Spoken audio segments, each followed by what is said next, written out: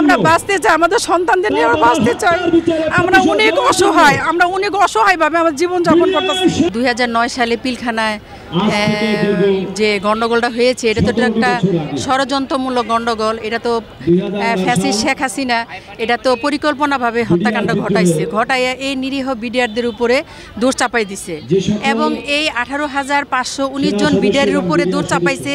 কারো চাকরিচ্যুত করছে, কারো বিভিন্ন মেয়াদের সাজা, কারো যাবজ্জীবন দিছে, কারো ফাঁসি দিছে এবং কাউকে ভাইয়ের বিরুদ্ধে ভাই সাক্ষী করা হয়েছে এবং সেই সাক্ষী ভাইয়েরা যে এই মিথ্যাভাবে যে সাক্ষী দিয়া যে কিছু বিডিআরদের, নিরীহ বিডিআরদের যে মিথ্যা কথা বইলা যে তাদের যে জেলখানা পাঠাইছে, তারা আজকে 17 বছর ধরে জেলখানায় যে কষ্ট করতেছে এবং তারা এখন বর্তমানে অসুস্থ। তারা চিকিৎসার জন্য আমরা টাকা পয়সা দিতে পারতাছি না। আমাদের সন্তানদের আমরা যে মানুষ করবো এটা আমরা করতে পারতাছি না। আমাদের মেয়েদের যে বিয়ে দিব, ভালো ঘর আসলে বলে যে বাবা হয়েছে পিলখানা মানে বিদ্রোহ করছে এবং সে ফাঁসি দেয় তার, এ কথা বলে বিয়া নষ্ট হয়ে যেতেছে এবং আমাদের সন্তানেরা যে ভালো স্কুলে পড়বে তারা পড়তে পারতেছে না এবং আমরা যে তাদের ভালো মতো মানুষ করবো এটা করতে পারতেছি না। আমাদের কি অপরাধ? আমরা বাঁচতে চাই, আমাদের সন্তানদের নিয়ে আমরা বাঁচতে চাই। আমরা অনেক অসহায়ভাবে আমার জীবন যাপন করতেছি। আমাদের কষ্টের কথা আমরা কারোর কাছে এত বছর ধরে বলতে পারি নাই, তবে আমাদের সন্তানরা দেশ স্বাধীন করছে, আমরা একটু আশার আলো খুঁজে পেয়েছিলাম। কিন্তু এখন দেখতেছি যে ওই স্বৈরাচারী সরকারের লোক এখনো পর্যন্ত আছে এবং আমাদেরকে সকল কাজে বাধা দিচ্ছে। আমরা কেউ সামনে আগাতে পারতেছি না। আমরা চাই আপনারা সবাই আমাদের উপর সহৃদয় হন এবং আমাদের বাঁচান, আমাদের সন্তানদের বাঁচান, আমাদের স্বামীদের বাঁচান। আমি একজন ক্ষতিগ্রস্ত বিডিআরের সন্তান।